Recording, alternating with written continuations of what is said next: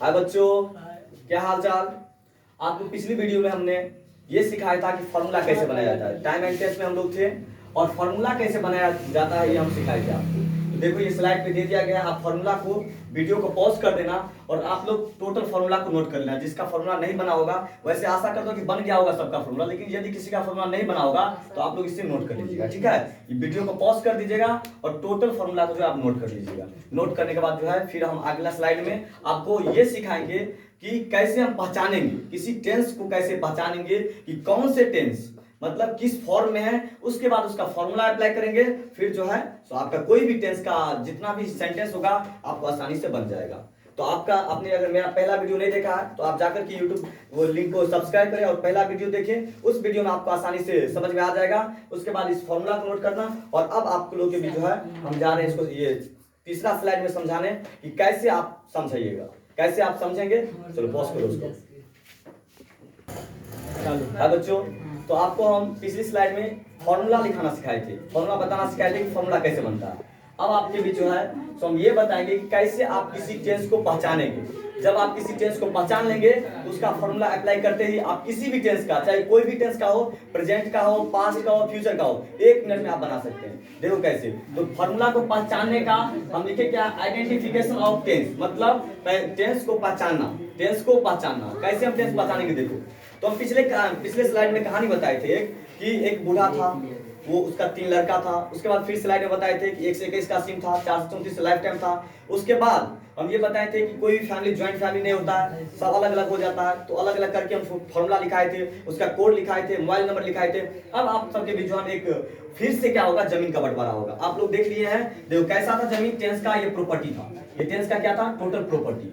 और इसको कितने भागों में बांटे थे हम लोग, 3 भागों में। 3 भागों में बांटे थे, 3 लड़का था तो 3 भाग में, 1 2 3। प्रेजेंट का ये था, ये प्रेजेंट का, ये पास्ट का था और ये फ्यूचर का था। ये बांट दिए थे। और हमने ये भी आप लोग के बीच बताया था कि ये टेंस बहुत एक मतलब मुखिया जी था, तो समझो कितना चालाक होगा। वो एक जमीन रास्ते से जो है निकाला था। वो बोला था ये रास्ता जो है वो किसी के नाम से नहीं रहेगा और ये रास्ता मेरे नाम से रहेगा। जिसका जो है पत्नी देगी खाना खाने के लिए तो उसको चलने देंगे, नहीं तो उसका रास्ता ही बंद कर देंगे। ये आप सबके बीच बता चुके हैं। तो फिर से क्या करेंगे, इसी प्रकार से एक हम प्लॉट लेंगे, प्लॉट को बांटेंगे और सबको अलग अलग कर देंगे। हम सबका फैमिली को अलग अलग कर देंगे। ये ऊपर में नाम लिख देंगे। प्रेजेंट का हो जाएगा टोटल 4 लड़का और पास्ट का 4 लड़का और फ्यूचर का 4 लड़का। ये प्लॉट को अलग अलग डिस्ट्रीब्यूट कर दिए। अब हम आपके बीच बताएंगे कि कैसे हम पहचानेंगे। तो याद रखना, हम जो टेंस बनाते हैं हिंदी से इंग्लिश बनाते हैं। क्या बनाते हैं, हिंदी से इंग्लिश।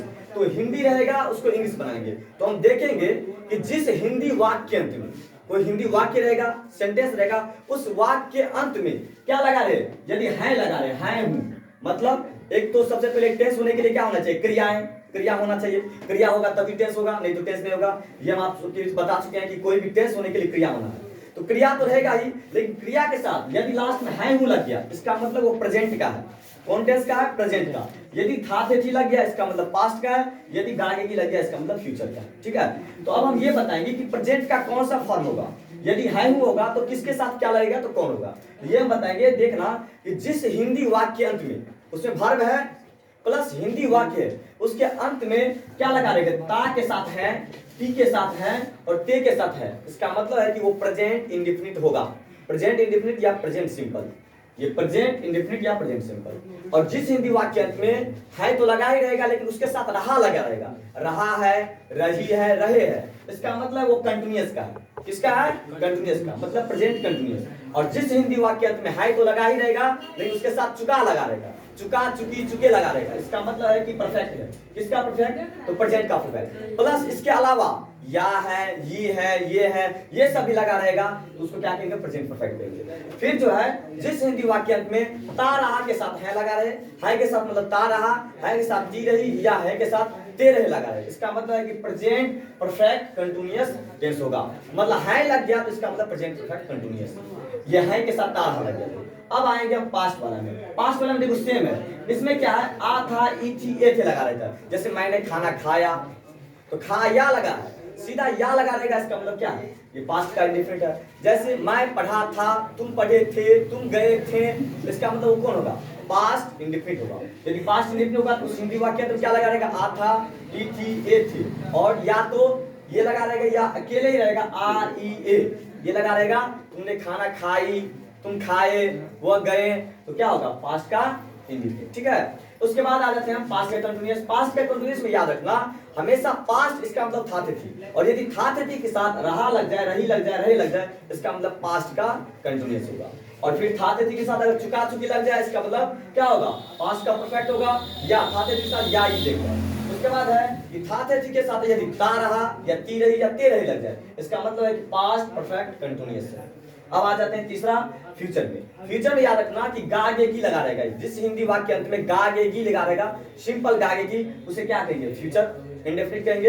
यदि जिस हिंदी वाक्य के अंत में गागेगी तो लगा ही रहेगा, लेकिन उसके साथ रहा, रही, रहे भी लगा रहेगा, अर्थात रहेगा, रहेगी, रहोगे, उसको पास्ट कंटिन्यूअस कहेंगे। और जिस हिंदी वाक्य के अंत में गागेगी तो लगा ही रहेगा, लेकिन उसके साथ चुकेगा, चुका, चुकी, चुके लगा रहेगा, इसका मतलब है कि पास्ट परफेक्ट हो, ये सॉरी फ्यूचर परफेक्ट होगा।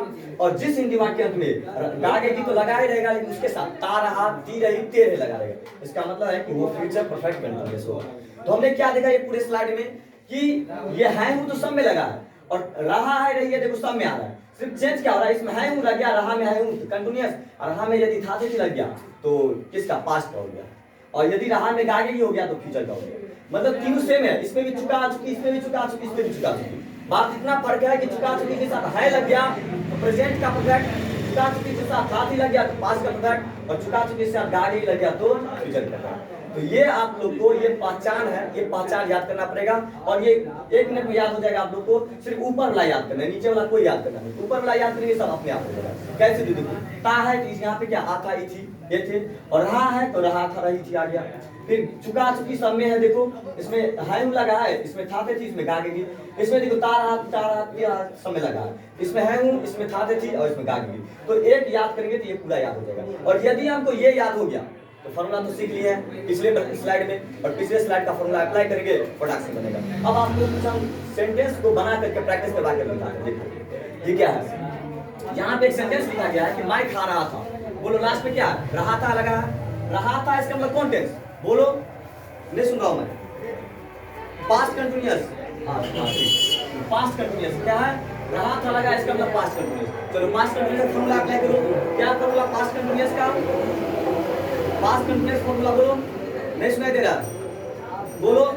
अच्छा सब्जेक्ट ऑब्जेक्ट लगा रहेगा, फिर क्या डालेगा मोबाइल नंबर, हाँ मोबाइल नंबर, फिर क्या डालेगा कोड, मोबाइल नंबर कोड डालो सिम चालू। तो पहले सब्जेक्ट ऑब्जेक्ट सब में लगा रहेगा, मोबाइल नंबर डालो, क्या पास्ट कंटिन्यूअस का, वाज वेयर है, देखो वाज वेयर पिछले स्लाइड में का देख लेना, वाज वेयर होगा, फिर कोड उसका क्या था बिफोर प्लस ऑब्जेक्ट, चलो इस पे डालो। सब्जेक्ट माय है, यहाँ पे माय का आई हो जाएगा, आई के साथ वाज वेयर तो वाज, और इट का बिफोर क्या होगा ईटिंग, आई वाज ईटिंग हो गया। इसी प्रकार से सब बन जाएगा। हाँ एक चीज आप लोगों को प्रॉब्लम होगा जो कि आपके कुछ नेक्स्ट वीडियो में दिया गया, उस वीडियो में देखना, उसमें दिया गया क्या कि आपको सब्जेक्ट के साथ किस प्रकार से हमको वर्ब लगाना है। ठीक है, यहाँ पे देखो सबसे पहले ये भी प्रॉब्लम हो सकता है कि कौन सब्जेक्ट है, कौन ऑब्जेक्ट है, कौन वर्ब है, ये भी आपको प्रॉब्लम हो सकता है समझने में। ये हम दिए देखो subject, trick for identify subject object और वर्ब, किस प्रकार से हम सब्जेक्ट ऑब्जेक्ट और वर्ब को जो है पहचानेंगे। तो देखो कौन, अभी तक हम लोग क्या करते थे, किसी व्यक्ति से प्रश्न पूछते थे, अब हम किसी सेंटेंस से प्रश्न पूछेंगे,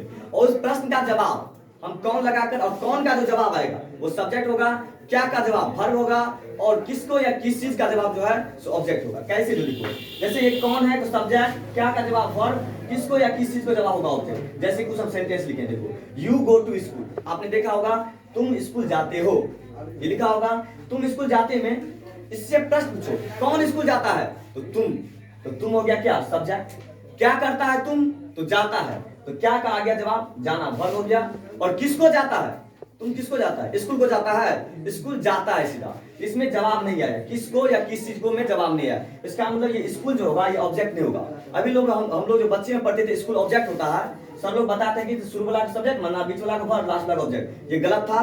लास्ट वाला ऑब्जेक्ट हो भी सकता है, नहीं भी हो सकता, इसमें ऑब्जेक्ट नहीं है। क्यों नहीं है, क्योंकि ये किसको या किस चीज में नहीं लिख पाएगा। फिर देखो दूसरा क्या लिखे हम, कुछ और सेंटेंस होगा। अच्छा हाँ क्या है, देखो Shweta plays tennis, Shweta tennis खेलती है, तो श्वेता टेनिस खेलती है, कौन खेलती है तो श्वेता, कौन का जवाब श्वेता, तो कौन का जवाब यहाँ पे वर्ब, ये सब्जेक्ट आ गया।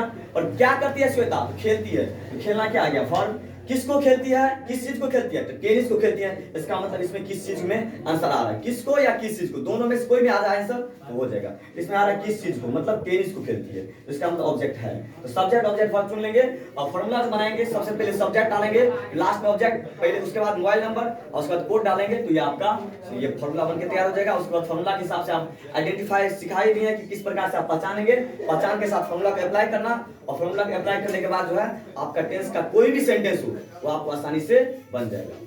तो इसमें आपको हम टेंस सिखाए हैं, ये 2 वीडियो में आपको हम कोशिश किए कि टेंस को अच्छा तरीका से सिखा दें। आई होप दैट यदि आप दोनों वीडियो का अच्छा तरीका से देख लिए तो आपको टेंस अच्छा समझ में आएगा। और इसी प्रकार से मेरा नेक्स्ट वीडियो जाएगा वॉइस के ऊपर, और कुछ बेसिक ग्रामर से आएगा कि किस प्रकार से हम ग्रामर स्टार्टिंग करें, स्टार्टिंग पॉइंट वो भी आएगा। आप लोग चैनल को सब्सक्राइब कर देना, जितना वीडियो आएगा आपके पास जो है वो तुरंत आपके पास जाएगा। बेल आइकन को बस दबा देना और कमेंट में लिखना, यदि कोई बात हो आपको समझ में नहीं आया हो कमेंट में लिखना। अंग्रेजी के अलावा आपको कॉमर्स का भी पेपर जाएगा, चाहे वो 11वीं का हो, 12वीं का हो, या आपका बीकॉम का हो, या सीए, सीएमए, सीएस फाउंडेशन का हो, वो भी आपको इसी चैनल पे प्रोवाइड किया जाएगा। तो आप लोग वीडियो को देखें और कमेंट जरूर करना। Thank you so much, bye bye.